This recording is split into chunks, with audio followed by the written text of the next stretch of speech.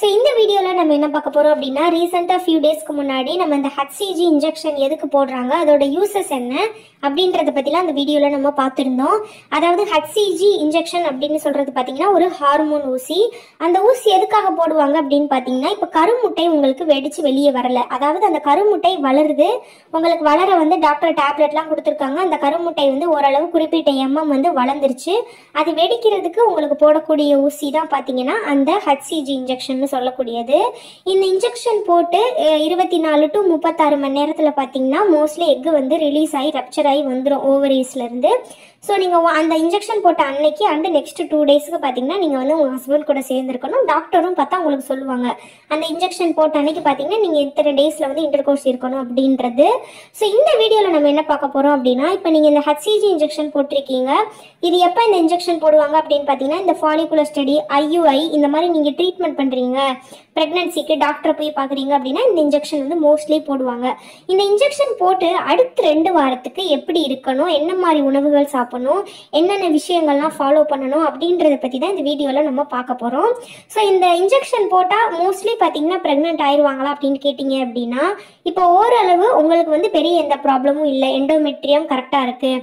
So வந்து பெருசாக உங்களுக்கு எந்த ஒரு இஷ்யூ இல்லை. அண்ட் உங்கள் ஹஸ்பண்டுக்கும் பார்த்தீங்கன்னா ஸ்பெர்ம் கவுண்ட் ஸ்பீட் எல்லாமே ஓரளவு நல்லா இருக்குது அப்படின்னும் போது நீங்கள் இந்த ஹச்சிஜி இன்ஜெக்ஷன் போட்டு ஓவலேஷனை வந்து நீங்கள் நடக்க வச்சு நீங்கள் இன்டர்கோர்ஸில் இருந்தீங்க அப்படின்னா ப்ரெக்னென்ட் அடைகிறதுக்கு நிறையவே வாய்ப்பு இருக்குது.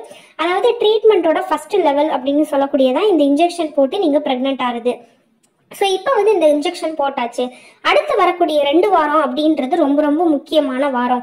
எதனால அப்படின்னு பார்த்தீங்கன்னா நீங்கள் இந்த மாதிரி உங்களுக்கு எக்கு ஃபெர்டிலைஸ் ஆகிருக்குன்னு வச்சுக்கோங்க, அந்த இன்ஜெக்ஷன் மூலமாக ரிலீஸ் ஆன எக்கு கூட ஸ்பெர்ம் சேர்ந்து அந்த எக்கு வந்து ஃபெர்டிலைஸ் ஆகிருக்கு அப்படின்னா அது இம்ப்ளான்ட் ஆகிறதுக்கு 1-2 வார காலம் ஆகும். எப்பயுமே பார்த்தீங்கன்னா ஃபெர்டிலைஸ் ஆகிறது நம்பர் 1 ஸ்டெப்பு ப்ரெக்னன்சியில் பொறுத்த வரைக்கும். ஸோ நம்பர் 2 என்ன அப்படின்னு பார்த்தீங்கன்னா அந்த பேபி இம்ப்ளான்ட் ஆகுது, அதுக்கப்புறம் அந்த பேபிக்கு ஹார்ட் பீட் வர்றது, பிளசண்டா டெவலப் ஆகுது.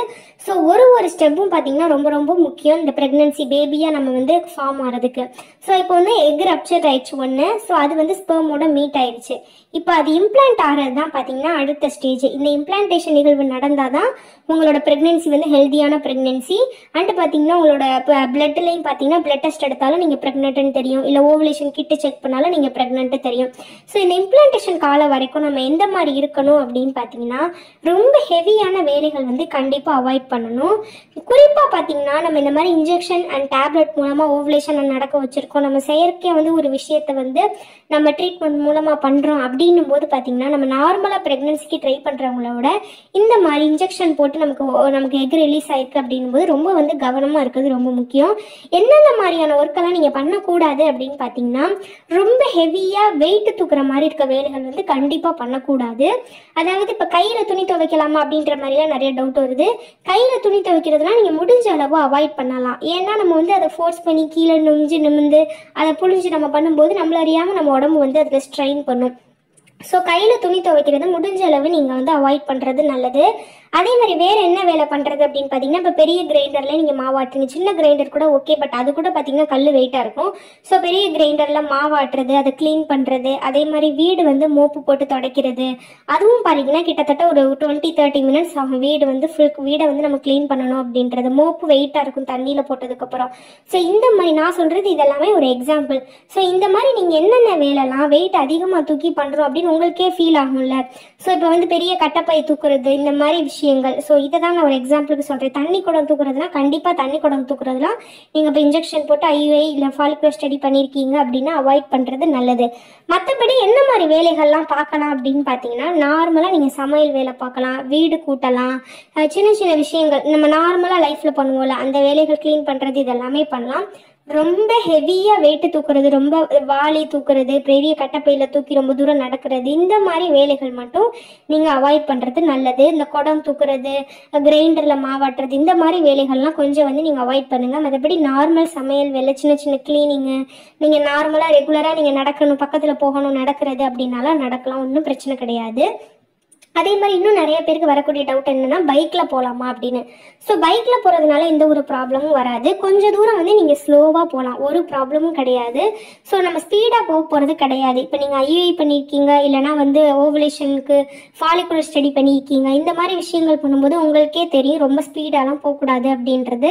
ஸோ யாரும் அவ்வளோ ஸ்பீடா போகிறது கிடையாது. ஸோ பைக்ல வந்து நீங்க வந்து ஸ்லோவா போகலாம். ஓவலேஷனுக்கு அப்புறம் வந்து நீங்க பக்கத்துல கொஞ்சம் தூரம் போறோம், ஒரு 15 மினிட்ஸ் ½ அன் அவர் நான் போகணும் அப்படின்னா ஸ்லோவா போறது நல்லது. அதுவும் பாத்தீங்கன்னா நீங்க முடிஞ்ச அளவு அவாய்ட் பண்றது நல்லது. பட் வந்து என்னால ஃபுல்லாவே உங்க வீட்லயே இருந்தா அதுவும் உங்களுக்கு ஒரு மாதிரி டிப்ரெஷன் ஆகலாம். ஸோ நீங்க வந்து பக்கத்துல இருந்து நீங்க எங்கேயாவது போகலாம், கோயிலுக்கு போகலாம், இந்த மாதிரி இடங்களுக்குலாம் போகலாம்.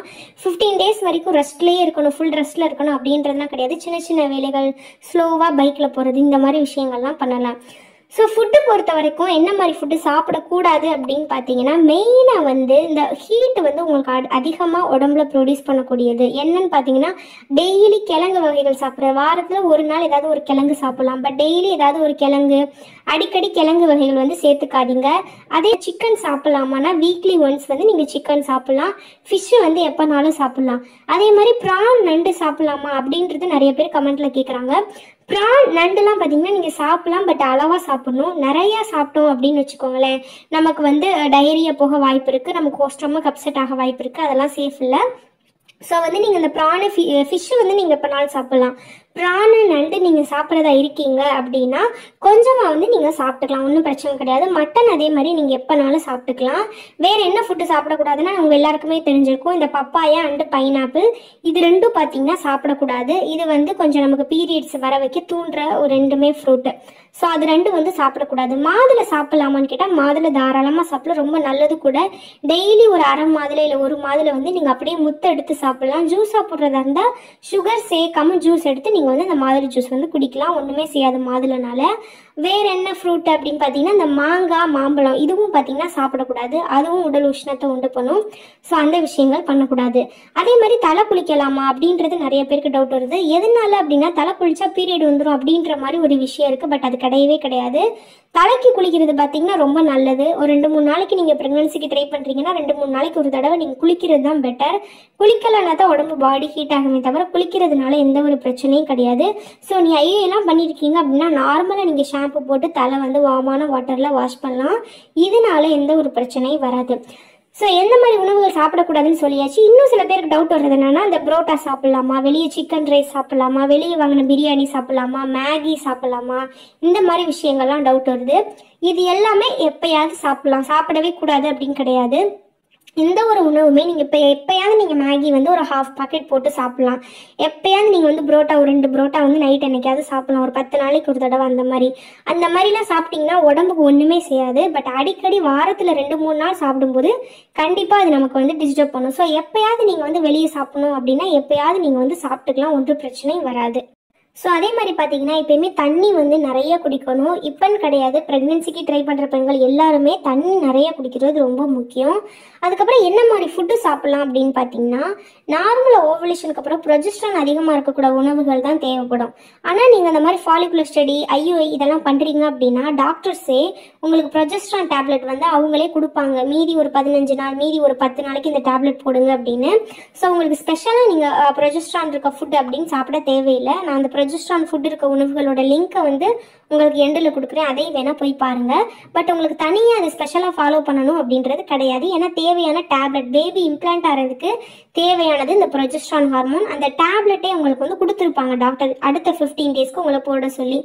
ஸோ என்ன மாதிரியான ஃபுட்டு நார்மலாக எடுத்துக்கலாம் அப்படின்னு பார்த்தீங்கன்னா, நல்லா பால் குடிக்கலாம், முட்டை, பச்சை காய்கறிகள், கிரீன் வெஜிடபிள்ஸ் ரொம்ப ரொம்ப நல்லது. நீங்கள் ப்ரெக்னன்சிக்கு ட்ரை பண்ணுறீங்கனாலே பச்சை காய்கறிகள் உங்கள் உணவில் நீங்கள் அதிகம் சேர்த்துக்கணும். அதே மாதிரி தான் மீதி வரக்கூடிய நாள்லையும் பச்சை காய்கறிகள், என்ன காய்னா எதுனாலும் பச்சையாக இருக்க காய், வெண்டைக்காய், இது சொரக்காய், பீக்கங்காய், அதுக்கப்புறம் பார்த்தீங்கன்னா அவரைக்காய், வெண்டைக்காய், என்னென்ன காய் பச்சையாக இருக்கோ எல்லாத்தையுமே நீங்கள் உணவில் வந்து நிறைய சேர்த்துக்கணும். அதே மாதிரி பழங்கள் நான் சொன்ன மாதிரி ஆரஞ்சு அண்டு பொமிகிரானட், இது ரெண்டும் பார்த்தீங்கன்னா ரொம்ப ரொம்ப முக்கியம் ப்ரெக்னன்சிக்கு ட்ரை பண்ணும்போது. ஸோ நான்வெஜ்ஜில் பொறுத்த வரைக்கும் நான் ஆல்ரெடி சொல்லிட்டேன். ஸோ மற்ற நட்ஸு இந்த மாதிரி வகைகள் எல்லாமே சாப்பிட்லாம். ட்ரை ஃப்ரூட்ஸு நட்ஸ் இது எல்லாமே சாப்பிட்லாம். ஸோ நீங்கள் இப்போ இந்த ஐயுஐ இதெல்லாம் பண்ணுறீங்க அப்படின்னா உங்களுக்கு சீட்ஸ் வந்து தேவையில்லை. நிறைய பேர் பார்த்தீங்கன்னா சீட்ஸ் இப்போ சாப்பிட்லாமான்னு.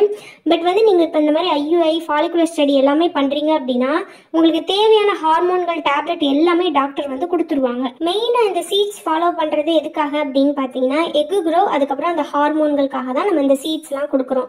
ஆனால் வந்து நீங்கள் இந்த மாதிரி ட்ரீட்மெண்ட் பண்ணும்போது தேவையான எக்கு குரூப்புக்குரிய டேப்லெட் எல்லாமே கொடுக்கறதுனால நீங்கள் இந்த மாதிரி சீட்ஸ் வந்து ஃபாலோ பண்ண தேவையில்லை. மற்றபடி நார்மல் நட்ஸு, அதுக்கப்புறம் பார்த்தீங்கன்னா க்ரீன் வெஜிடபிள்ஸ், ஃப்ரூட்ஸு, நான்வெஜ்ஜில் வந்து நீங்கள் முட்டை, ஃபிஷ்ஷு, மட்டன் இதெல்லாம் நார்மலான ஹெல்தி ஃபுட்டு. டெய்லி ஒரு சுண்டல் வேக வச்சு இது நீங்கள் சாப்பிட்டாலே போதும். ஃபுட்டை பொறுத்த வரைக்கும் நீங்கள் ஸ்பெஷலாக வந்து எந்த ஒரு ஃபுட்டும் நீங்கள் குறிப்பிட்டு சாப்பிடணும் அந்த மாதிரிலாம் கிடையவே கிடையாது. ஸோ இந்த விஷயங்கள் தான். ஹெவி ஒர்க் அவாய்ட் பண்ணுங்கள், வெயிட் தூக்குற மாதிரி வேலையை வந்து கம்மி பண்ணுங்கள். ஸோ டெய்லரிங் பண்ணுறவங்கனாலாம் பண்ணலாம். அதே மாதிரி அதுவும் நிறைய பேருக்கு வருது. ஸோ லேப்டாப்பில் யூஸ் பண்ணுறவங்க, டெய்லரிங் யூஸ் பண்ணுறவங்க அதெல்லாம் பண்ணலாம். கொஞ்சம் தூரம் பைக்கில் வந்து ஸ்லோவாக போகலாம். ஸோ இந்த விஷயங்கள் பண்ணாலே போதும். அந்த இது பண்ணி உங்களுக்கு ஐயோ இன்ஜெக்ஷன் போட்டு ஒரு 15 days கழிச்சு நீங்கள் வந்து ப்ரெக்னென்சி டெஸ்ட் வந்து பண்ணி பார்க்கலாம். ஓரளவு உங்களுக்கு பார்த்தீங்கன்னா ரிசல்ட் தெரிஞ்சிடும். இல்லைனா டாக்டர் வந்து பீரியட்ஸ் டிலே ஆனதுக்கப்புறம் பண்ண சொன்னால் நீங்கள் அப்போ கூட பண்ணிக்கலாம். ஸோ இதுக்காக தான் இந்த வீடியோ. முடிஞ்சளவு நான் கிளியராக சொல்லியிருக்கேன் அப்படின்னு நினைக்கிறேன். வேறு ஏதாவது உங்களுக்கு டவுட் இருக்குது HCG இன்ஜெக்ஷன் போட்டதுக்கப்புறம் அப்படின்னா கண்டிப்பாக கமெண்ட்டில் கேளுங்க. எனக்கு தெரிஞ்சது நான் உங்களுக்கு ரிப்ளை பண்ணுறேன்.